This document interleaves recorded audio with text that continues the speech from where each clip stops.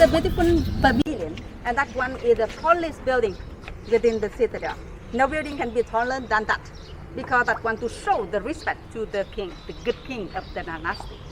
We have 13 kings, but only 7 are good. So all of 7 kings be worshipped there. So it's why it's so important, right? And that building belongs to the king, so it's yellow color.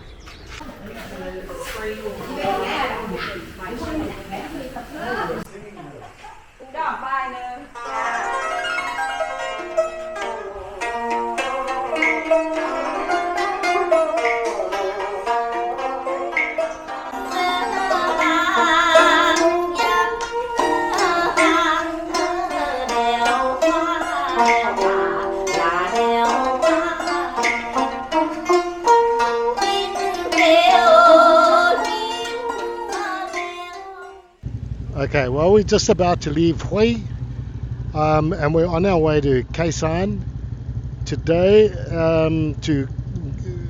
So we're going to leave the coast and hook up with the Ho Chi Minh Trail again.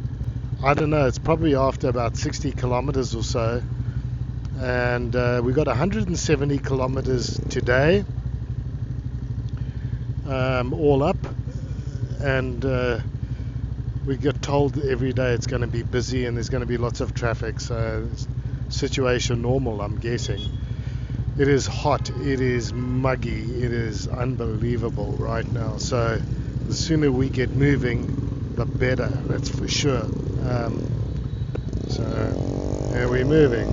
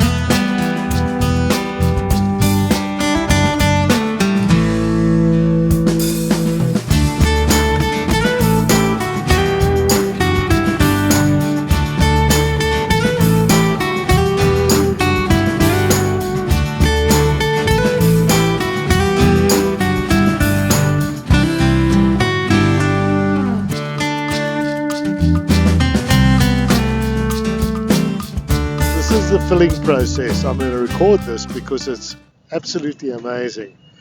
So we just pull in and we once I find neutral, we just stop, switch off our bikes, get off and leave them to their process. Like I said, it is a well-run operation, this, and as they finish each bike they just wheel it out. It's ready for us just to mount up and ride off. The fuel is covered in the cost of the tour, so we don't have to worry about paying for fuel. It's all included, and these guys just, look at this, they just do it, and it's that's it. So we just had a lunch stop on our way to Khe Sanh, and great lunch. It was like a rice noodle pork with veggie kind of dish, and whoa, they had a bit of, well, I put some extra chili on mine, which I don't think it really needed. So yeah, I got the brunt of extra chili. I got to give it to the Vietnamese,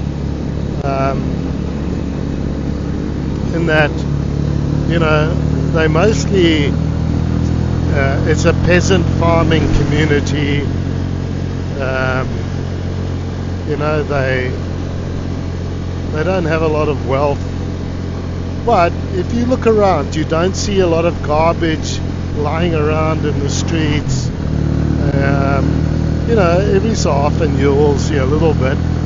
But by and large, it's a far cry from African towns that you would encounter where it would just be littered with garbage in every direction. And I think the same with the subcontinent.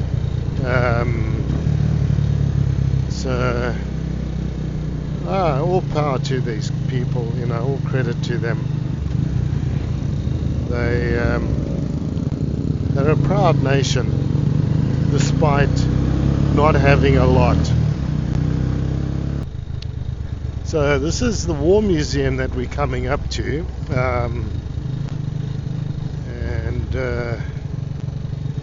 it's kind of the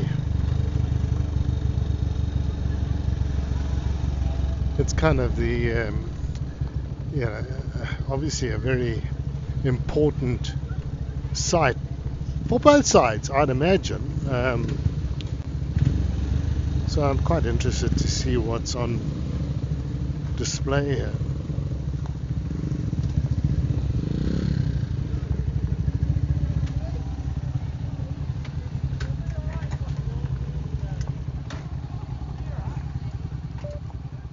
Not only this place, not only this battle, but you know, the Battle of Khe Sanh, the place here we are, is become decisive battle for the Vietnam War. Not only how long it's war, not only the big casualty for both sides, not only the number of weapons were used. This battle become famous because I think the first time the legal forces of two countries, the strongest forces of two countries, that's the Marine and the North Vietnamese Army, they make a rearing fighting. This play also the test inability in fighting and the test in the tactical between guerrilla warfare and conventional warfare. The Battle of Khe Sanh is happened by 1968, or so-called the Tet Offensive. And this battle, the first time it was shown on television, so it changed the opinion of the people worldwide. This battle also were compared to other battles, like the Dien Bien Phu of the French, 1954, 14 years earlier than this battle. And you know, this battle come to history as a play so terrible by war. But today, over half a century later, not so many things left to see. We would like to keep a play inside the war area, the war zone, for a war museum. We would like to build a play for the people come to join hands together for a better future. Come to learn the past, to do not repeat it in the future.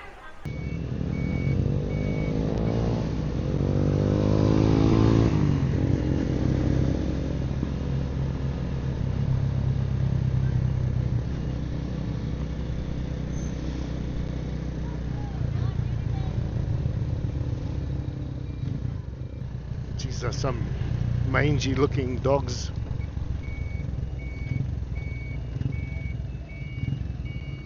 Oh, Kang Po Luxury Hotel.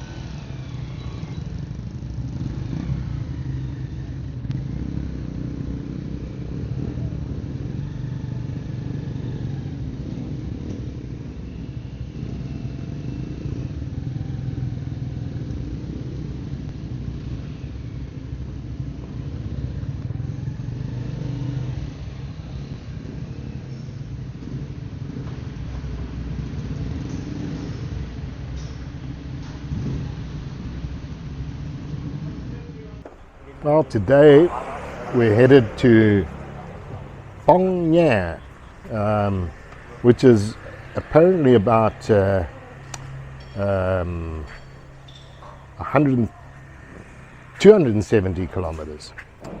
270 kilometers today. There's a very light misty drizzle happening now. hopefully it'll dry out and we'll ride out of it, but it is what it is. It's motorcycling. Yeah, we're in Khe Sanh, and it's an interesting place, that's for sure. Not much worth seeing here. It's got historical value, and that's about it.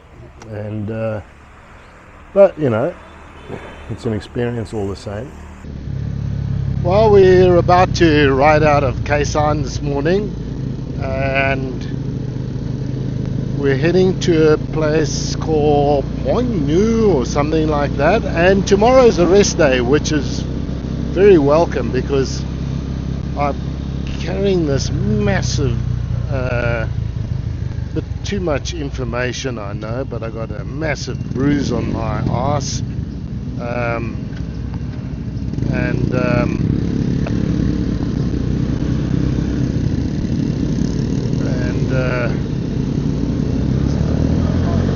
I got them to put a sissy pad on my bike this morning,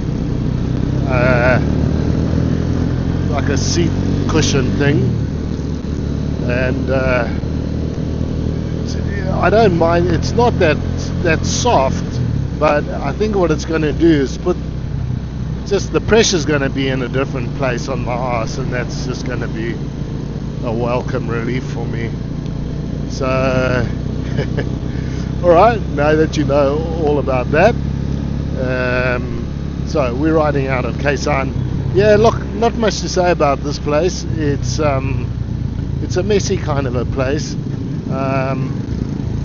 and not messy in a sense of being dirty, but just, yeah, not much going for it. Breakfast this morning was absolutely abysmal. The first kind of really bad, or let's say substandard meal we've had. So you know, you can't whinge about that. So we had street food last night, just up the road here a ways, which was really good, really good.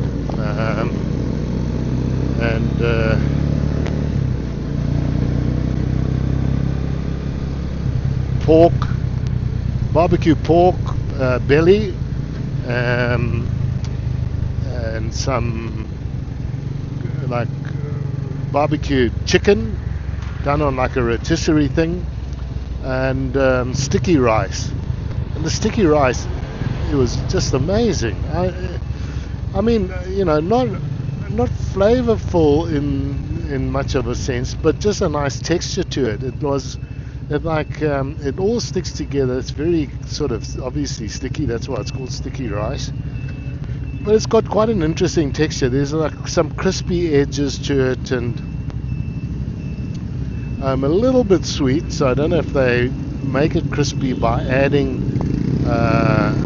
some sugar or some sort of sweetener to it, but yeah, it's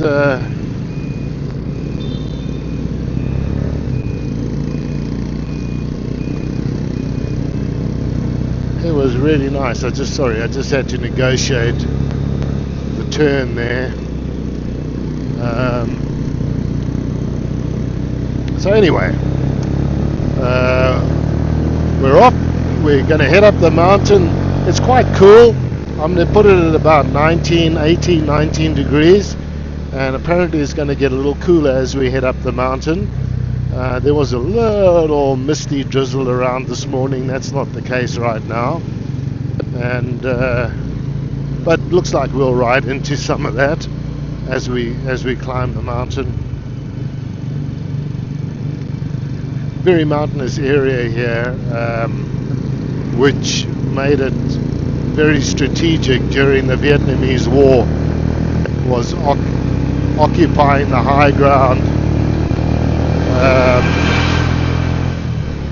and Khe Sanh was one of those strategic locations. They had an airfield here the US did, and back in the late 60s it was heavily attacked by the North Vietnamese during the rainy season, when everything else was kind of bogged in. It was a good time for them to attack, and they attacked with vengeance, and bombed the airfield to the point where it couldn't be used, and that gave them a strategic advantage. Anyway, so that's why there's more of a sort of an established town in these parts. It's always been around, and it was a location chosen by the Americans as a strategic base because it's close to the Laos border. It's close to the border, 50 mile as the crow flies, or 50 kilometers as the crow flies, to what was then the border with North Vietnam, and which is where we're heading today. Obviously it's a unified country now, but back then there was North and South Vietnam, and there was a demilitarized zone that ran across the country. So we headed in that direction, and yeah, so this area was quite strategic because it gave the Americans sort of quick access by air to that northern border, the North Vietnamese border, and Laos. And there's a road called Road 9, I think it was, which sort of went from west to east across Vietnam, which was also quite a strategic road because it connected into Laos. So yeah, so that's the story there.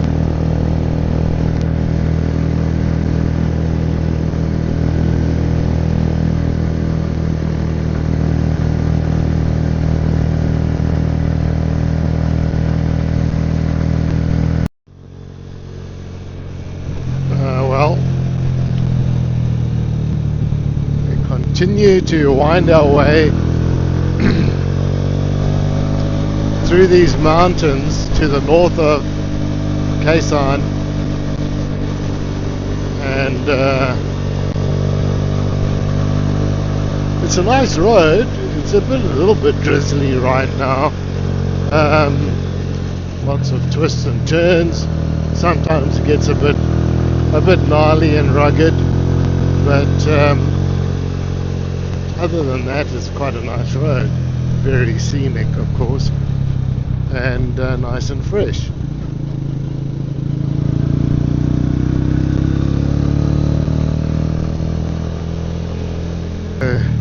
By my reckoning, it's another 170 to go.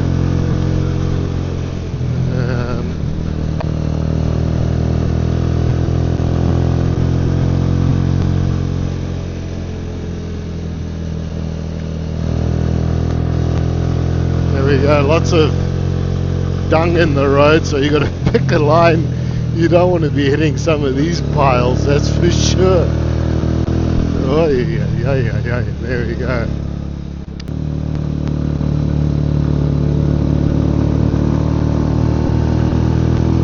So now the road is wet, so hopefully not for too long. Probably just this side of the mountain, I'm gonna guess, but more caution when it's like this, that's for sure.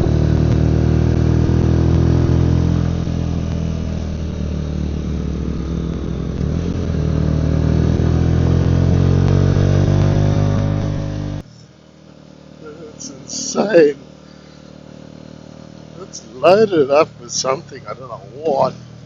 and it's unstable as all hell, but he's going full tilt.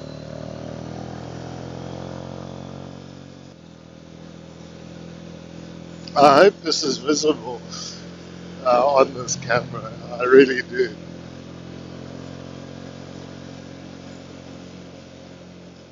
It's another very typical Vietnamese village on the left here with these raised sort of houses. I'm guessing about 20 kilometers, maybe 25 kilometers to go. And for at least the past 2 hours, we've been riding through this national park, which is just spectacular, I've got to say that. But it's been marred a bit by, we've been, for a fair part of it, probably half of that, we've been riding in this dense mist quite high up. We've dropped out of it now to a lower altitude, but it's still raining, it's still sifting down, and it's been doing that steadily. Higher up, it was all but impossible to see the road, and I did get some footage of that, so I won't go over that commentary. But yeah, and I got Alan behind me.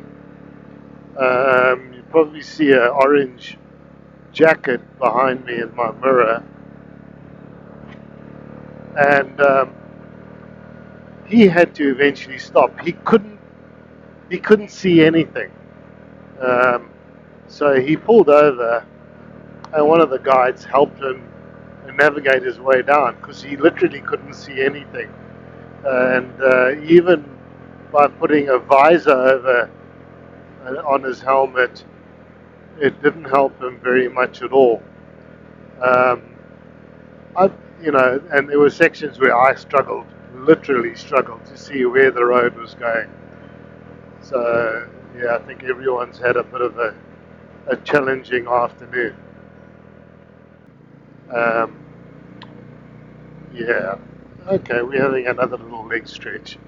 I don't mind that. I've got to be honest with you, my ass is so sore.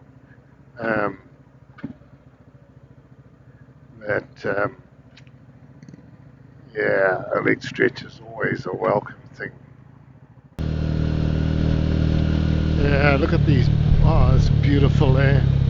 Isn't that just beautiful? I'm glad we're stopping because that's worth a picture. Wow. Just stunning scenery along here.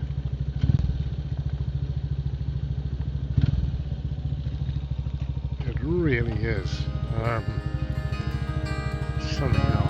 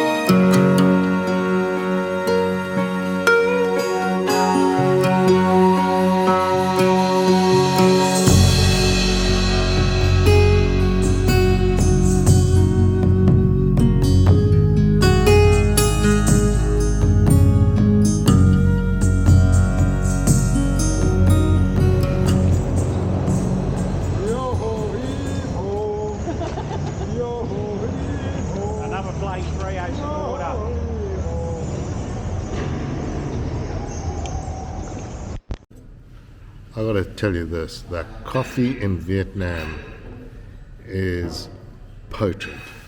There's no other way of describing it really. It is the strongest stuff I've ever had in my life. You can see how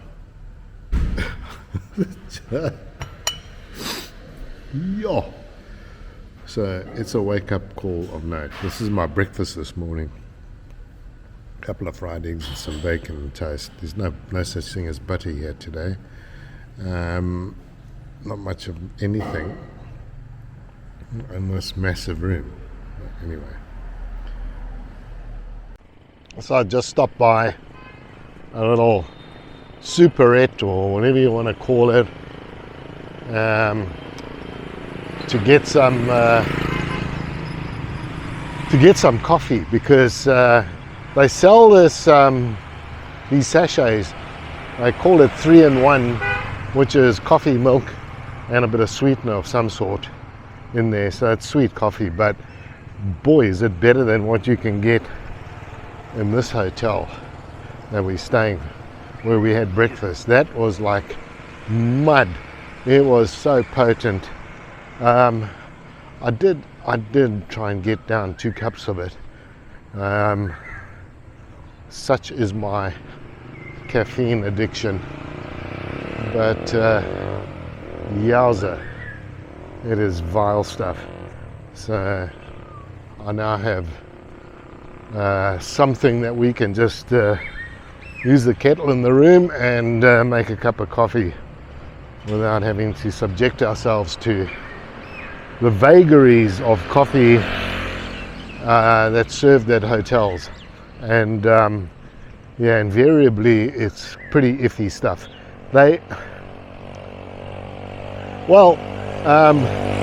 I know on one occasion when we were stopped for lunch, might have been yesterday or the day before, TT, the ride leader, mentioned to us, he said, oh, what you got to do is you put condensed milk in the bottom, then you drip this really strong coffee in, and then you fill that with hot water. You kind of water it down, which makes more sense than the way we've been drinking, which is just this thick black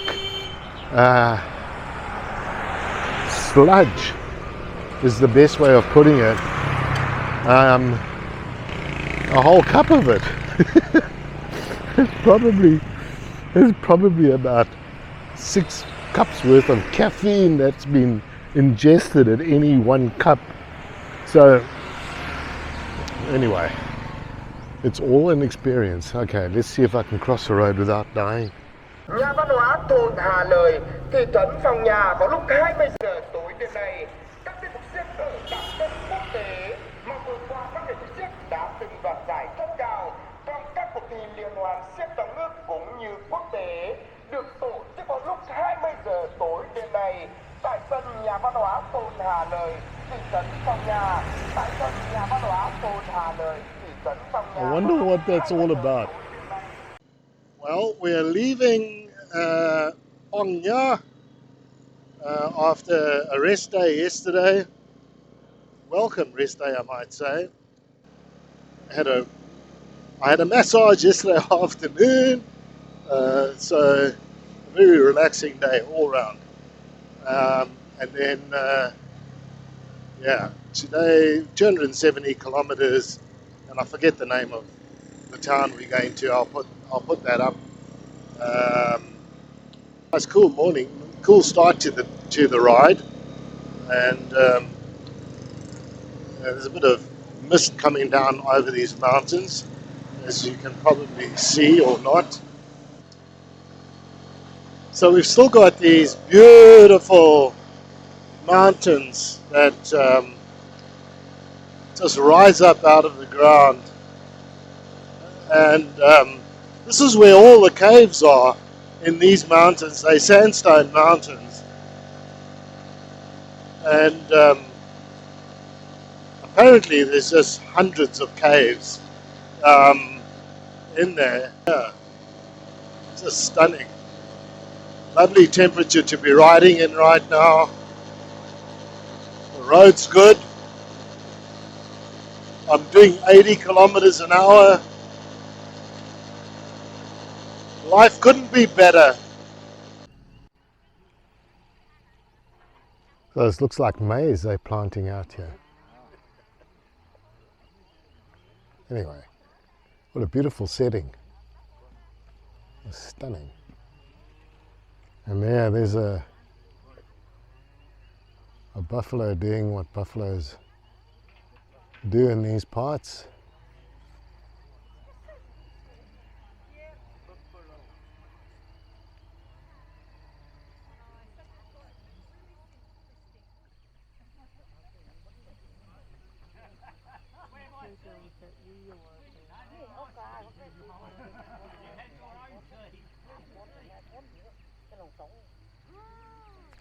There's an interesting device. How to plow the hard way. Wow. Weed, I don't know what he's doing. That's tough work. A tea growing region here. So all of these on the side here are tea bushes. There's some more here. I don't know how many tea plantations I'm going to take video of, but this is going to be it, I think.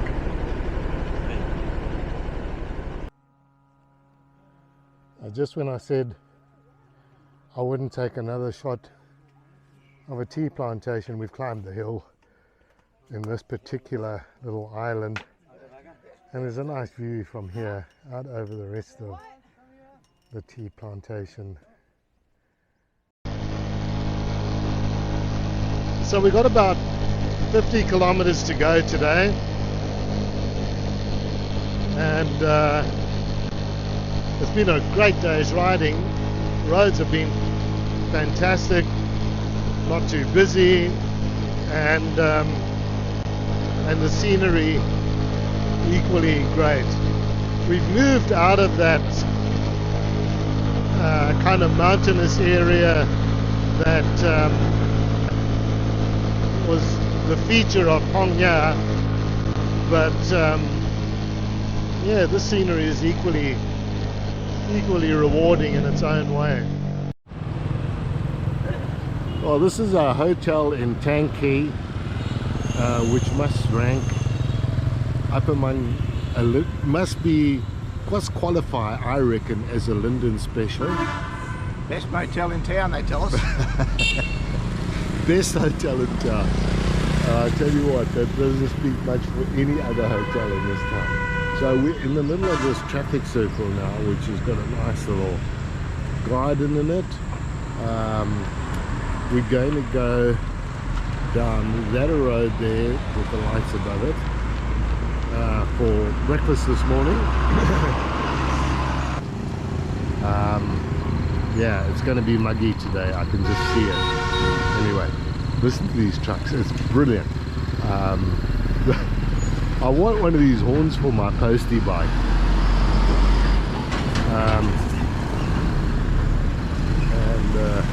Now I've got to get off this traffic circle alive, which I'll do my level best to do.